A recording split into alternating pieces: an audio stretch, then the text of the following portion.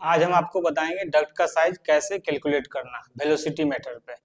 एक friction method भी होता है, लेकिन उसके लिए आपको चार्ट वगैरह चाहिए होगा। लेकिन वेलोसिटी मेथड में क्या है, आपको किसी चीज की जरूरत नहीं है, सिर्फ आपको कैलकुलेशन आना चाहिए और कौन से डक्ट में कितना वेलोसिटी होना चाहिए वो आपको याद होना चाहिए।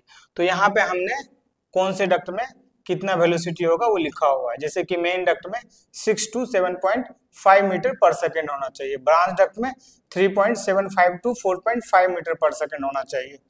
ग्रिल और डैम्पर में जो रूम में लगा रहता है ना, ग्रिल जहां से रूम में आता है, उसका वेलोसिटी होना चाहिए 1.5 to 2.5 मीटर पर सेकेंड। प्लेनम और कॉइल का 2.5 मीटर पर सेकेंड होना चाहिए।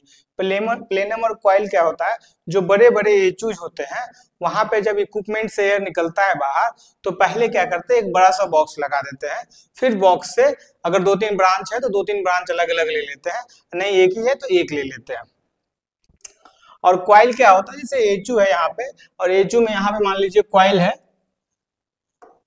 ये कॉइल है और यहाँ से एयर आ रहा है और कूल होकर इधर जा रहा है, तो ये कॉइल का जो स्क्वायर मीटर होगा या स्क्वायर फीट होगा वो यहीं से निकलेगा। उसका जो वेलोसिटी होगा, जो एयर यहाँ से निकलेगी, उसका 2.5 मीटर पर सेकेंड होगा। ये स्टैंडर्ड होता है, हर एचयू वाला आपको लिख के देगा, वो देगा एफपीएम में। तो ये देखिए, अब क्या है, हम आपको इसका डक्ट का साइज निकालना बताएंगे। जैसे कि मान लीजिए एचयू 30,000 CFM का है। अब यहाँ से एक मेन डक्ट निकालेंगे, तो मेन डक्ट निकालेंगे। एचयू में क्या होता है, फ्लैंज देते हैं, तो आपको टीडीएफ वाला एक फ्लैंज बनवाना पड़ेगा डक्ट। यहाँ पे स्क्रू या नट बोल्ट हो जाएगा गैस के बीच में डाल के। अब ये मेन डक्ट हो गया, यहां से आ गया एक ब्रांच डक्ट इधर, ठीक है। अब यहां से इधर आया एक डक्ट। अब क्या होगा, यहां से थोड़ा सा ये डक्ट छोटा हो जाएगा, किसी रूम में गया, मान लीजिए ग्रिल है, ठीक है, ये भी ग्रिल है,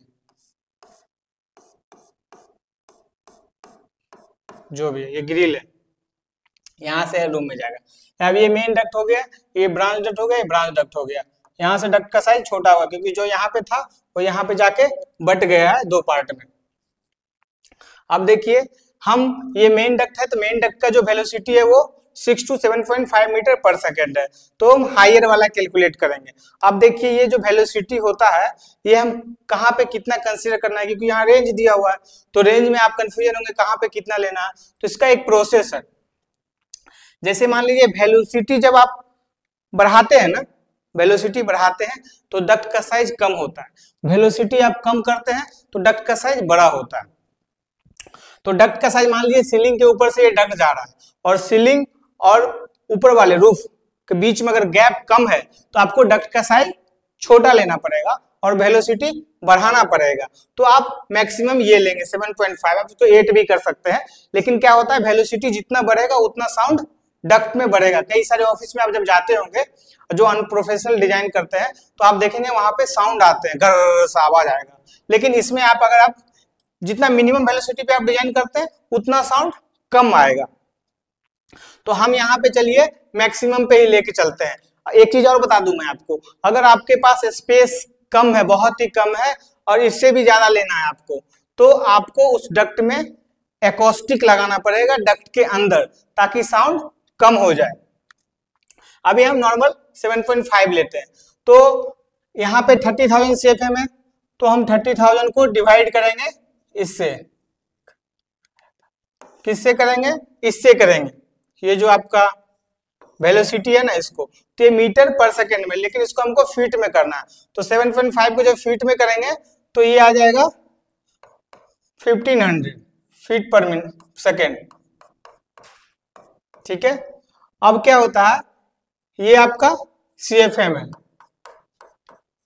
अब ये 3 0 कट गया, ये 30-15 बचा, 2 बचा, ठीक है। अब ये 2 जो हुआ है, ये 2 फीट स्क्वायर हुआ, मतलब इसका एरिया निकल गया इस एरिया का।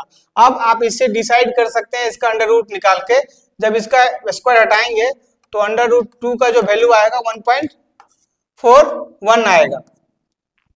मतलब जो इसका हाइट होगा 1.41 होगा, विड्थ होगा वो 1.4 होगा। मान लीजिए इसको हम सेक्शन देखते हैं इधर से आप अगर देख रहे हैं काट के, तो कुछ इस तरह से ये दिखेगा। ठीक है, तो इसका ये भी 1.4 होगा 1 होगा और ये भी 1.41 होगा। अब उसको आप ऊपर हाइट के हिसाब से इसको आप ये थोड़ा कम कर सकते हैं, ये थोड़ा ज्यादा कर सकते हैं, मतलब आपको दोनों को मल्टीप्लाई करके चेक करना है, वैल्यू आपका इसके बराबर में आना चाहिए। ठीक है, अब देखिए ब्रांच में जाते हैं। डक्ट का साइज आपका ये निकल गया, ये फीट में है, सॉरी फीट में है,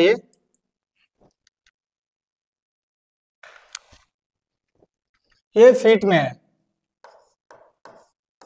ठीक है, अब ये ब्रांच डक्ट है, तो ब्रांच डक्ट में आपने देखिए यहाँ पे वेलोसिटी मैक्सिमम कितना है, ये 4.5 मीटर पर सेकेंड है, और यहाँ पे हम मान लीजिए 15,000 है, 15,000 इसमें है और 15,000 इसमें गया CFM। ठीक है, मान लीजिए इसका निकालेंगे तो इसका भी निकल जाएगा, तो इसको क्या करेंगे, इस 15,000 को इससे डिवाइड करेंगे, इसको फीट में करके, तो ये 900 हो जाएगा। ठीक है, अब इसको जब आप चेक वो डिवाइड करेंगे तो ये आपका होगा 16.6 फीट स्क्वायर। ठीक है, अब इसका अंडर रूट जब निकालेंगे आप तो इसका वैल्यू आएगा 0.7, मतलब इसका जो है, इसको जब आप इधर से सेक्शन काट के देखेंगे डक्ट को, मतलब इधर के साइड से जब आप काट देंगे और देखेंगे तो कुछ इस तरह से दिखेगा। ठीक है, अब इसमें क्या करना है आपको, ये इसका मतलब है 4.07 फीट है, ये भी 4.07 फीट है। ठीक है, सॉरी फीट स्क्वायर नहीं है, ये फीट है। ठीक है, ठीक है, तो ऐसे आपको डक्ट का साइज निकालना है। डक्ट का साइज निकालना आप कहीं पे भी कोई भी डक्ट निकालना है तो ऐसे निकालना है। मान लीजिए इसका ग्रिल का निकालना है, तो इसका भी आपको ये लंबाई चौड़ाई निकालना है, तो ग्रिल के लिए आप ये 2.5 मीटर पर सेकंड का कैलकुलेट कर लीजिएगा। ग्रिल का साइज आ गया, तो ग्रिल का साइज स्टैंडर्ड जो होता है नॉर्मली कोई 600 का यूज करता है, कोई 400 का यूज करता है, लेकिन आप अपने देख लीजिए वहां पे स्पेस क्या है, स्पेस के हिसाब से आप डिजाइन साइज कर सकते हैं, क्योंकि आप कई जगह देखेंगे ऊपर में बार टाइप का लगा रहता है 200 mm हाइट का या 150 mm हाइट का, और लंबा रहता है 10-10 मीटर 20-20 मीटर, तो आप वहां से ये वेलोसिटी मेथड से आप निकाल सकते हैं जो ग्रिल का लेंथ कितना होगा और विड्थ कितना होगा। आप देखिए ऐसे ऐसे चीजों को जानकारी अगर आपको चाहिए टाइम टू टाइम, तो आपको माइल्डकोजी का एक यूट्यूब चैनल है, उसको आपको सब्सक्राइब करना पड़ेगा, और 1 घंटा है उसको तो बजाना ही बजाना है, और हर वीडियो को लाइक करना पड़ेगा। Thank you.